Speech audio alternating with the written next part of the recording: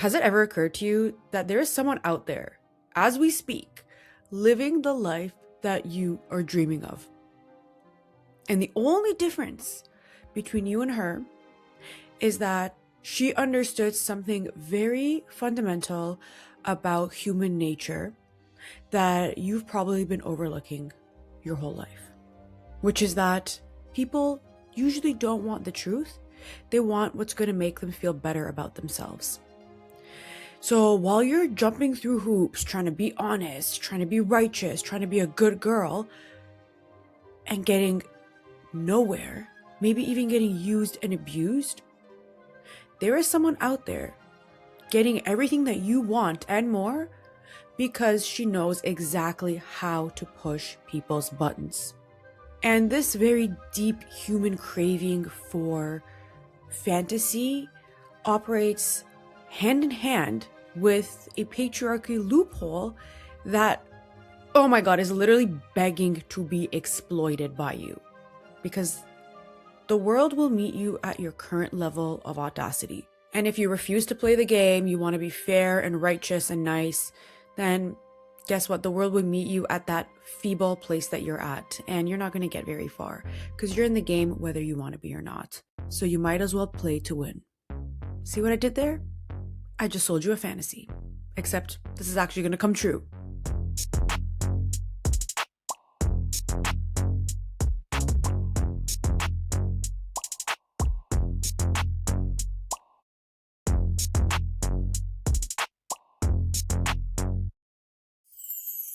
Hey baddies, it's Editing Nikki, and I have a very recent development. As of today, you'll be able to pre-order a physical paperback signed copy of my book, How to Hack the Patriarchy, on my own site outside of Amazon. A lot of you ladies have DM'd me, especially those of you living in places where the physical copy of my book is not available on Amazon, like India and Brazil. Or if you just don't fuck with Amazon and you didn't want to order it from there anyway, now is your chance. So the link is in the show notes. You can pre-order it now, and I'll be signing all the copies and shipping them out myself in mid-February. And they don't call me Dr. Worldwide for no reason. So I am shipping worldwide so that my book is available to everyone, no matter where you live.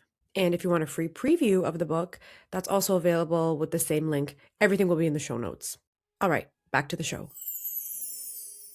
Greetings and salutations. It is I, your Machiavellian Barbie. If you're new here, my name is Nikki. I am your host and the baddest bitch in the building, not to be confused with you, who is also the baddest bitch in the building. And this podcast is about how to take advantage of systems that are meant to exploit and subjugate us. So we pull a little Uno reverse, and we're doing that through my Girly laws of power, which is a feminine twist on the 48 laws of power. Think about it this way. Don't get mad, get your way. So today's law, number 31, every time I'm like, we're at law number blah, blah, blah. I'm like, oh my God, how do we get to this number? So 31, law 31, be the fantasy woman.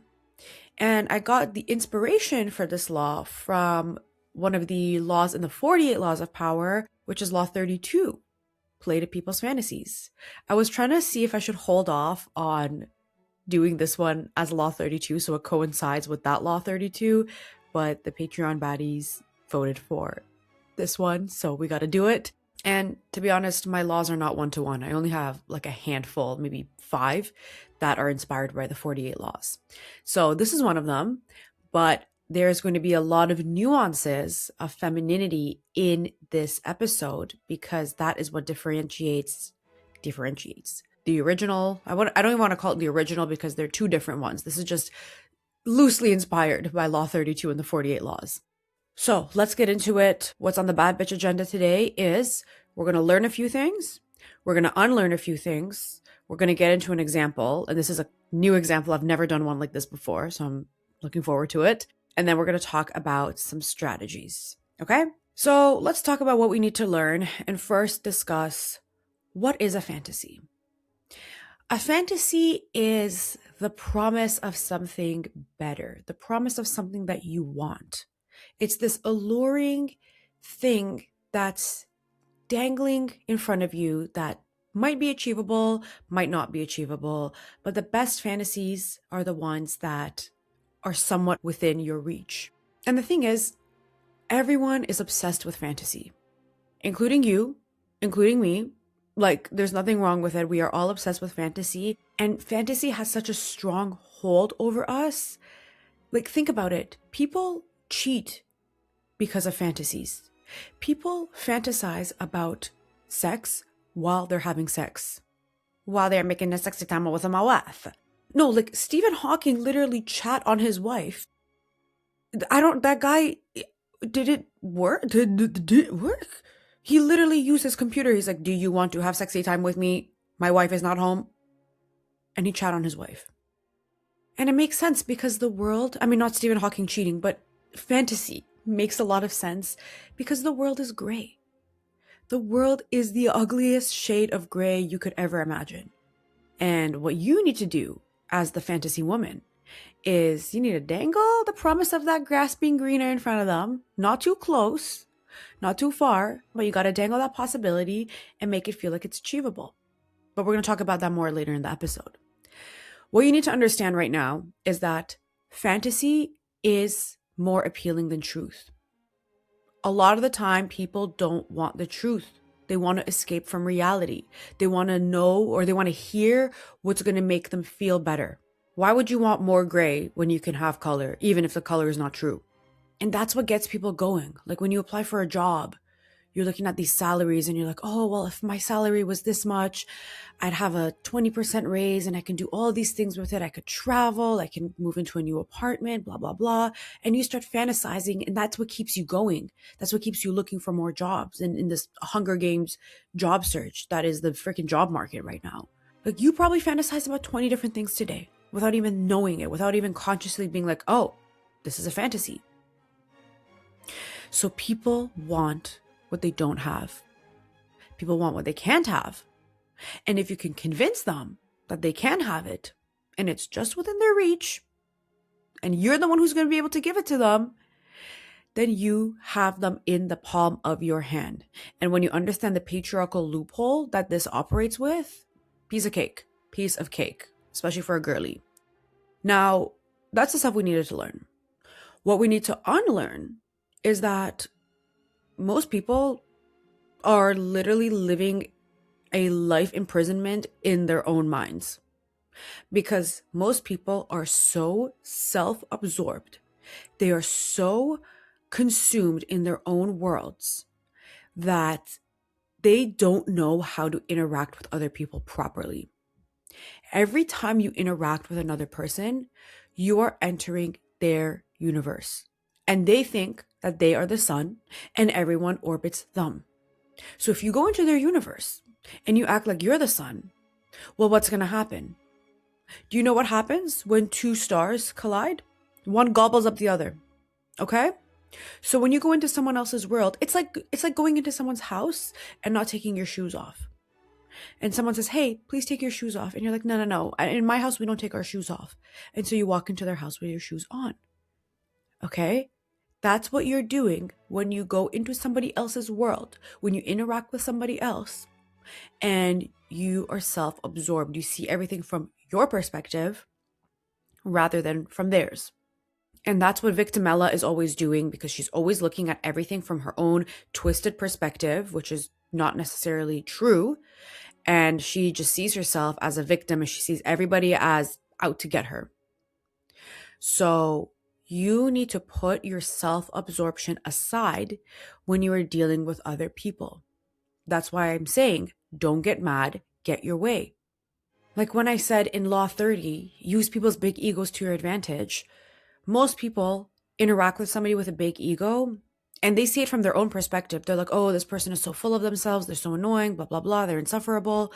But I'm like, hello, if coworker Anthony is full of himself, maybe you should dig a little bit deeper than the surface and see why, and see which insecurity is feeding that ego, and see which fear he's trying to compensate for. Because when you take things at face value and you take things personally and you get easily upset by things, then you're not going to get your way. You're just going to get mad. And then other people are going to get mad at you because you're going to be insufferable as well. The other thing we need to unlearn is that by being the fantasy woman, you're doing something wrong. By selling a fantasy to someone, you're misleading them. Let me tell you something. The world does not reward righteousness. You might think it does if you were raised in religion, if you were taught to be honest. Honesty is the best policy. Literally, only a big fat liar could think of something so stupid. Or that good girls never lie, that we wear our hearts on our sleeves and we have to tell people exactly how we feel. We have to tell the truth and nothing but the truth. You've been brainwashed. We've all been brainwashed by this kind of nonsense, by honesty is the best policy. The world does not reward righteousness. It rewards audacity. And the world will meet you at your current level of audacity. And also at your current level of cleverness, okay? The world just fetishizes righteousness and morality. And that morality is a cloak. It's a setup. It's covering what's right beneath the surface, which is the fact that if you do not play the game properly, you are going to get taken for a ride. You're going to get used, abused, manipulated, and you're going to get treated like a fucking pawn. Why do you think the cover of my book is a chessboard with a queen on it? The queen is the most powerful piece on the entire board. Yet we are told that it's wrong. It's wrong to act like the queen. It's wrong to move however many spaces you want in whichever direction you please. But it's right and it's good for you to act like a pawn. That makes you a better person. And if you were raised with nonsense like religion, then that's going to send you to heaven. You're going to have this eternal reward for being a pawn. And that's just a cloak that is a setup for you to be treated like garbage. And a lot of women are too brainwashed to realize that we are all in a game. And you know what? Normally I save my exceptions to the law for the end of the episode, but I'm going to say them right now. If you're thinking to yourself, I don't want to play games. I don't want to play games. I'm a good girl. Okay, great. Well, guess what? Opting out of the game does not make you a better person. It doesn't. It just makes you a loser by default. The world is unfair. You cannot play fair in an unfair, misogynistic, patriarchal world. You just can't do that because it's already been set up in a way to disadvantage you. And women are taught to feel guilty when they don't play fair so that they can opt out and let other people win. Let more clever people with more audacity, with more strategies win. And usually you only find out that you're in a game after you've lost. And you're like, oh, well, he cheated on me. Oh, well, after 5 years of working really hard at this company, they fired me. They laid me off. I thought that they loved me. You're in a cycle of mental poverty. When you're playing fair, you're in a cycle of mental poverty because every single time that you play fair, you're going to lose. You're going to lose. So what happens is at some point, you're going to feel defeated and you're going to turn into a victimella.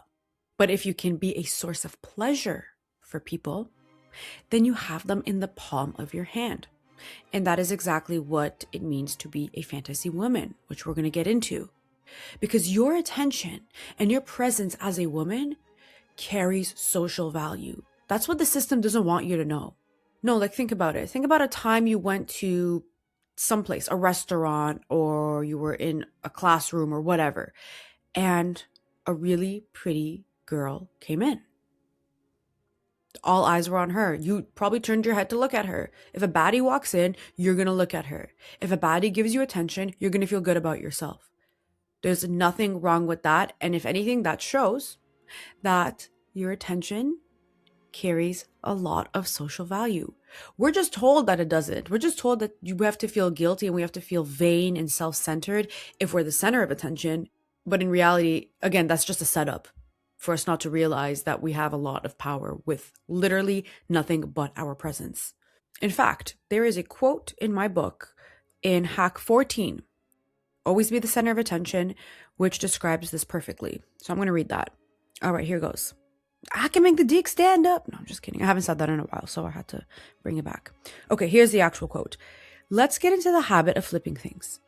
When we're told something is shameful and bad, it's because directly beneath that script is a patriarchal loophole. Women are tricked into believing that receiving attention is self-centered and shameful. That's because the system wants to distract us from a privilege unique to women, our presence. Men command attention by being loud and obnoxious, while women command attention with nothing but their presence. In other words, men have to ask for attention, women don't. So if you feel bad that just by having a presence somewhere, you have power, then honestly, you might as well just feel bad that you're eating food and somebody's out there starving. Like, go feel bad about that. No, you know what? You got to hear that again. DJ, bring it back. So if you feel bad that just by having a presence somewhere, you have power, then honestly, you might as well just feel bad that you're eating food and somebody's out there starving. Like, go feel bad about that. And this is different from main character energy, which everyone is always talking about, okay? Because there's something that we have to understand about main character energy that everyone gets wrong, and it ends up being really counterproductive to our purposes. And I'm going to talk about that a little bit later, but what we need to think about right now is the loophole in the patriarchy that we can exploit to our advantage, which is that men are taught that they deserve a future payoff. Okay, this is the line of thinking that keeps them as cogs in the machine. And usually that payoff is either money or women. If you make enough money, you're going to get a woman who's going to want you. Or if you work hard enough, you're going to get a good promotion at this company so then you can make more money and get a woman who wants you. So men are always promised this payoff, a future payoff for their work right now. And because a lot of masculinity is defined by what you do and what you achieve, that is what keeps these guys as cogs in the machine. It keeps them going because they're always, it's like dangling a treat in front of a dog. So appealing to fantasy, and I'm not talking about sexual fantasy, appealing to something alluring that's going to have a payoff for them and dangling that right in front of them and being the one who promises that you're going to be the one who delivers that payoff to them makes you so powerful. Again, if you feel guilty about this, you might as well feel guilty that you ate lunch today and someone is out there starving.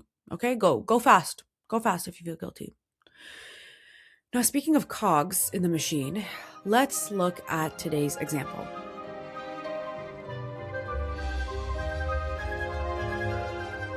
So I've never done an example like this before, but we're going to go through a few job postings and actually talk about what kind of nonsense they're spewing out to sell you a fantasy as the job applicant. And these are all job postings for positions that are in my former field, in my past life, which is corporate sustainability.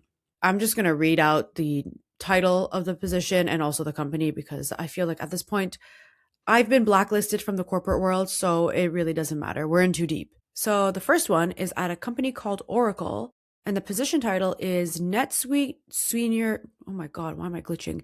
NetSuite Senior Project Manager, Social Impact. About the job. Why NetSuite? One word, transformation. At NetSuite, we believe the cloud is here to stay, and so do our 20,000 plus customers. NetSuite is literally transforming businesses worldwide by providing a cloud-based, unified system that delivers unprecedented capabilities, unprecedented, y'all, to drive the business forward. Founded in 1998 as and the is all capitalized, cloud ERP pioneer, today, NetSuite has transformed the business operations of our customers without the high cost and inefficiency of on-premise systems. What a revolutionary company. The next heading says, transform your career at NetSuite. At NetSuite, we work hard and we work smart. DJ, put on the clown music. All right, from the top. At NetSuite, we work hard and we work smart. We hire fierce competitors. We hire individuals that are fearless trailblazers. NetSuite employees take the hill. We prefer action over inaction. We are tireless in our mission, and we pause only to celebrate our success. Only. And we do, capital D-O, celebrate, because if you don't have fun along the way, then what's the point? Whew, okay, so they're trying to sell you a fantasy here that, first of all, they're this huge revolutionary company that has like no competitors because they are the cloud ERP provider. And they're also trying to tell you that if you work here, you're working with people who work really, really hard. They're very high performing and they are fierce competitors, which means they are competing with each other. So this crap is basically covering up the fact that this is probably a company that has a very toxic burnout culture and also glamorizes the burnout and the super like hard long hours that you have to work by saying things like NetSuite employees take the hill. Also, if you're curious, the salary is in USD 79,100 to 158,200. That is a huge range. Okay, here's the last one. I saved the worst for last. This position is the Assistant Project Manager for Capital Projects and Infrastructure Consulting Indigenous Services for a company called MNP. So it starts like this, and there's no wacky headings for this one. Inspirational, innovative, and entrepreneurial. You know what, DJ? We need the motivational Joel Osteen music. Inspirational, innovative, and entrepreneurial. This is how we describe our empowered teams. Combine your passion with purpose and join a culture that is thriving in the face of change. Combine your passion with purpose. That could actually be a invite for an orgy, no? MNP is a leading national accounting, tax, and business consulting firm for Indigenous nations, businesses, and entrepreneurs in Canada. With more than 250 Indigenous clients and 500 team members dedicated to this sector, no other firm has invested as much time and resources into serving the unique needs of Indigenous communities. So we can pressure them into giving up their land so that we can use it for mining and fracking. I ad-libbed that part. Okay, the thing that was really bad about this posting is the compensation and like the what we offer section. So the heading, My Rewards at MNP. With a focus on high potential earnings, MNP is, sorry, the salary ranges in this and you're going to see what the high potential earnings are. Okay, sorry, with a potential on With a focus on high potential earnings, MNP is proud to offer customized rewards that support our unique culture and a balanced lifestyle to thrive at work and outside of the office. You will be rewarded with generous base pay, vacation time, 4 paid personal days, a group pension plan with 4% matching, voluntary savings products, bonus programs, flexible benefits, mental health resources, exclusive access to perks and discounts, professional development assistance, MNP University, a flexible dress for your day environment, firm-sponsored social events, and more. Oh, what can more? The annual salary range for this position is $66,000 to $77,000 per year. Okay, so this is an assistant project manager role that is capped at 77,000 Canadian, which is like 60 something USD, and like in euros it's probably like somewhere in the 60s. Like, hello, what? Again, this company, like all the other ones, very typical corporate, they mask the truth with jargon. So with a focus on high potential earnings and then telling you that you're going to make 66 to 77 grand a year is laughable. Ooh. MNP is proud to offer customized rewards that support our unique culture.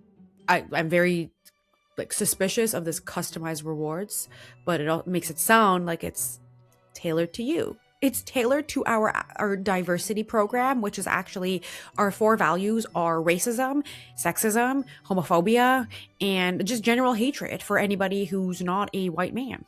And also 4 personal days a year is crazy, and they don't even say how many vacation days you get. So, baddies, what all these job postings try to do is they're trying to sell you a fantasy version of what working at that company is really like. Notice how none of these postings tell you how many days you're going to work in office, even though most places have mandatory back to office mandates and, a lot of them are just 5 days back in office. So these recruiters know exactly what they're doing. They're playing the game. They're playing the game.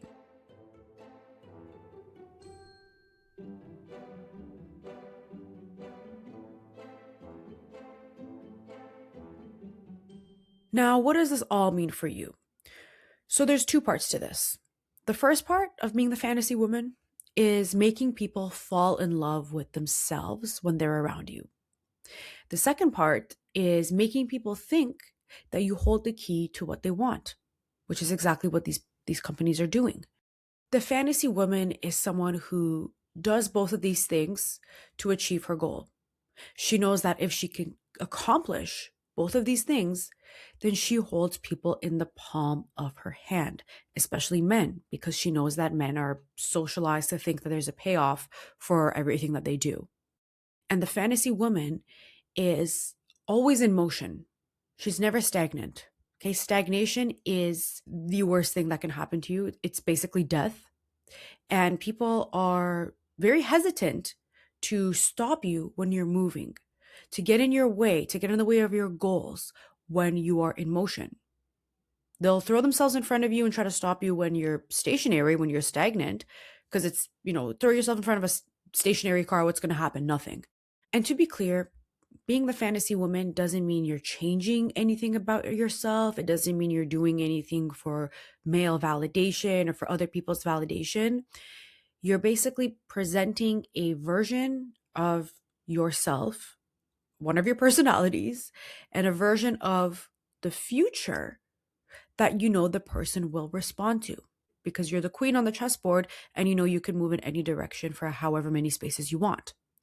So let's get into the first part of this, which is to make people fall in love with themselves when they're around you. First, we got to understand this whole main character thing, okay? People are always like, main character energy, main character energy. But the thing is, we live in a world of NPCs who try to convince people that they are the main character without believing it themselves. And people think that just by acting entitled, that they can be the main character, which is false. Being the main character is, if you listen to Girly Law of Power number 9 or Hack 9 in my book, Act Like a Queen and Be Treated Like One, if you're able to master that, then you are a main character. Because a main character, to borrow from that law, is the 3Ds: dignified, different, and distinctly feminine. Okay? You're dignified because you have unconditional self-love and you're always going to hold your ground. And that dignity literally radiates outward in the way you carry yourself, in your posture, the way you walk. Everything about your body language signals to other people that you have dignity and you hold yourself and everybody around you to a high standard. The second D is different, because in this gray world, you are colorful and you're not afraid to be seen for your color. You're not afraid to be perceived. And the third one is distinctly feminine. I'll get into that more because I'm going to talk about dating, but essentially, you look like a woman. You carry yourself like a woman. You're not wearing dad sneakers and boxy cargo pants. You look like a lady. So that is someone who is a main character. Being dignified is different than being entitled, because people want to be around you. When you're a true main character, people want to be around you because your presence carries social currency. Because the world is gray, somebody with main character syndrome, let's call it that, main character syndrome versus main character energy. Someone with the syndrome will be like, I'm colorful and you're not. It's a very zero-sum way of thinking. Someone with true main character energy who knows how to play to people's fantasies gives off this vibe that I'm colorful, and when you're around me, your world is colorful too. It's based in abundance. So going back to the loophole, which is that men are promised this future payoff, you have to understand that men already think they're the main character. And usually they're driven by either the promise of money or the promise of women. They're very one-dimensional, money and pussy. The second thing is to make people think that you hold the key to what they want. And the formula is very simple. What's the mundane, unpleasant reality? And then think, what does their world look like without that harsh reality? And how can you insert yourself into the second half, into the world without that harsh reality, and make it look like you're the one who can promise that? To outsmart men, you need to act like them, but smarter because you're a woman. Men are just entitled, they have main character syndrome, but women are dangerous. So in dating, for example, it's not like you're, dangling the possibility of getting the coochie meow meow right in front of their face. But in dating, you are complimenting. You compliment, you don't compete. And remember that men have cracked this code a long time ago, okay? They will act like Prince Charming to play to your fantasies to get you to open your legs for them. And they don't feel the guilt that women are conditioned to feel. They don't care. So we're going to hit them with the Uno reverse, all right? Because the thing is, their fantasies are a lot more one-dimensional. Like I said, money and pussy and money. So just by being an actual main character and giving them that attention, like being around a baddie, a lot of men don't deserve that, but being around a baddie and having her literally give you some attention is a lot. So what you need to do is to use that fantasy to compliment. Remember, compliment, don't compete. Find what he's really proud of, what he likes about himself, and amplify that. Stroke their ego. Bless their souls. It's like working with a 5-year-old. Find what they're insecure about and make them feel like that doesn't exist when they're around you. Be a source of happiness and color in their world. Think about your friend who's always positive and every time you see her, it puts you in a good mood versus one of your friends who's a negative Nancy and is always bringing down the room. You don't want to be around people who are going to bring down your mood. You want to be around people who are going to make you feel better. And that's exactly what you want to do. Because a lot of guys, they don't have a sense of humor. They are around other guys who also probably don't have a sense of humor. Like, I don't know, being a guy and being around other guys sounds horrendous to me. So being in the presence of a woman is already a level up for them. So be a ray of sunshine, be a ray of color when you are around these people. Keep some mystery. Don't reveal everything at once. You're holding all your cards in your hand. Imagine if you just put them all face up and showed him your hand. Stupid. You want to have some mystery. You peel back layers as time goes on. You show a little bit of one card, put it back, maybe you shuffle the deck, but you don't show everything at once. Because what's the point? You show your whole hand and then what? Okay, great. Now you're mundane. Now you're predictable. Now you're like everybody else. So the fantasy woman knows how to keep a guy on his toes. You keep him wanting more. You're not always available. Okay? If you're always available, then you're basically a doormat. You're one step away from being a booty call.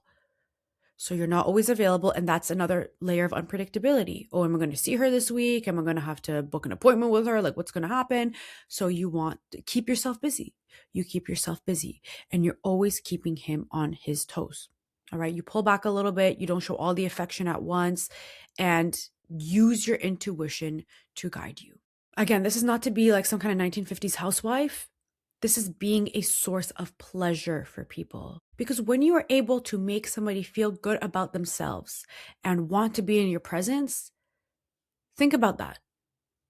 Your presence becomes like a drug. They'll become addicted to it. Even when you need to bring up a grievance, something that you weren't too happy with. There's a lot of ways that you can do that without being overtly confrontational and making him defensive. Because that's how arguments happen. Arguments are just two people talking to hear their own voice. But when you use things like suggestion, I have a whole episode on this, and this is one of the chapters in my book that I revamped the most. I have literally different sections on how to use the power of suggestion in work, in dating, in the household. So there's so many subliminal psychological techniques in there. But when you use the power of suggestion, rather than just outright, why don't you call me when you got home? Why don't you text me when you got home? Instead, oh, I was so worried. I didn't get a call from you. I was so worried. I thought something happened to you. You lean a little bit into the femininity. You lean into that vulnerability and you make him feel like he's cared for. Because, oh, I was so worried about you says that, well, I care about you. I wanted to hear from you. Versus, why don't you call me? Is like, hello, and this is a confrontation. And all right off the bat, he's going to get defensive. And another thing, like I mentioned in the 3Ds, distinctly feminine. Listen, we are in a cross-dressing pandemic. I don't care. I said it. This is why my podcast is called The Baddest Bitch in the Building and not the most politically correct bitch in the building. We are in a cross-dressing pandemic where a lot of fashion trends look like what my dad wears. If you are dressed like you were going to the airport 6 hours early for your flight, guess what a guy's going to see you as? Competition.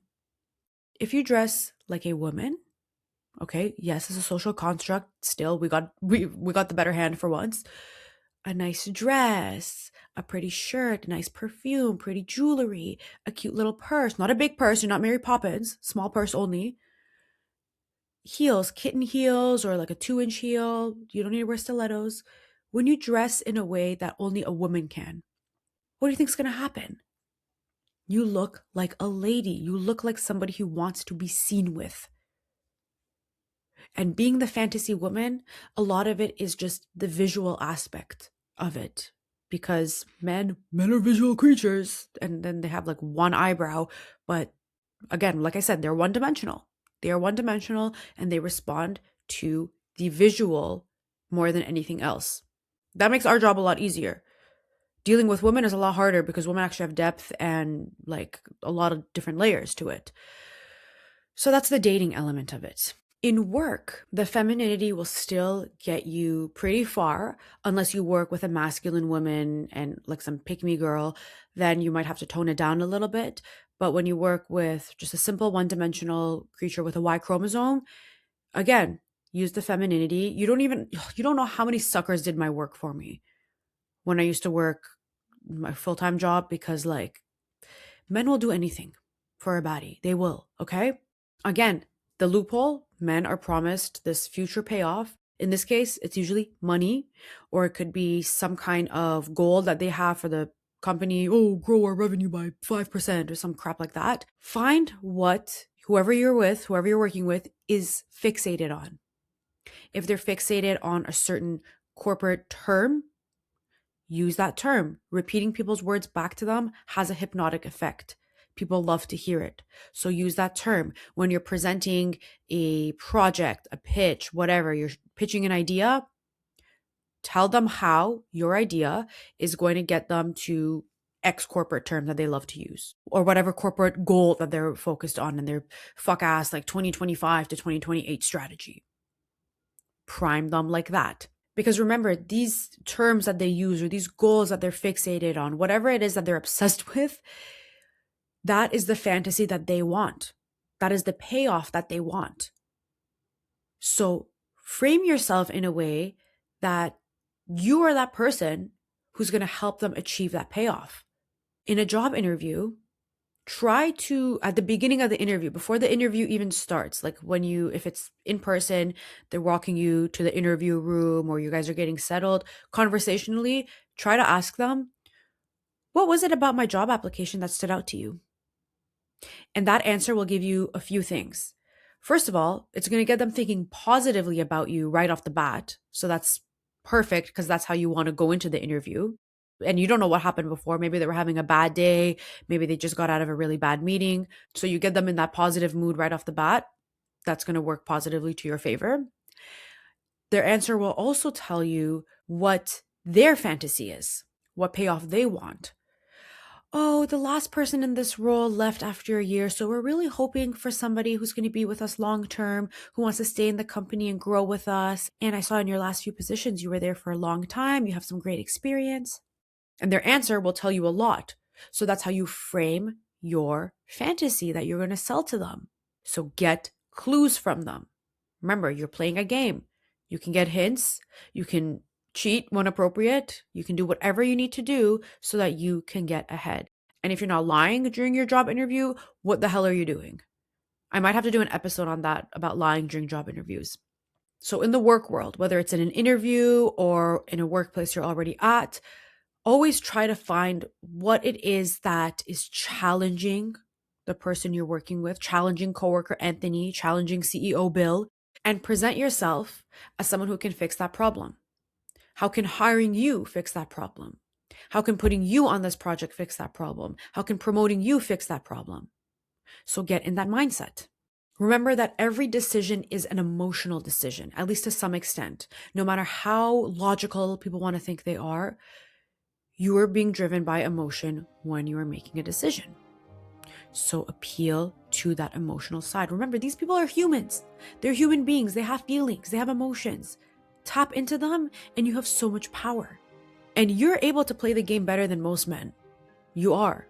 That's why stupid things like patriarchy exist, because when men realize the amount of power that women have, especially women who are aware of that power, they're literally shivering in their timbers. So they have to use little tricks like brainwashing and conditioning to make us back down. But it doesn't work, because once you're out of that trance and you realize that you were the one in power the whole time, what do you think's gonna happen? So don't get mad. Get your way. All right, baddies, I'm going to end the episode here. Thank you all so much for tuning in. If you haven't gotten a copy of my book already, the link is in the show notes. I have a free preview of it if you want to take a little look. All right. In the meantime, don't forget that you are the baddest bitch in any building that you step foot in. Until next time, stay bad. Love you. Bye. Thank you to all the baddies who are supporting on Patreon. Shout out to Kate, Danny, Adriana, Mina, Gemma, Priya, Shara, Katya, Melissa, May, Naomi, Nilufar, Adelaide, Nadia, Faith, Amy, Melinda, Sophia M, Sophia K, Jada, Roselle, Amara, and Kat. Thank you all so much for your support.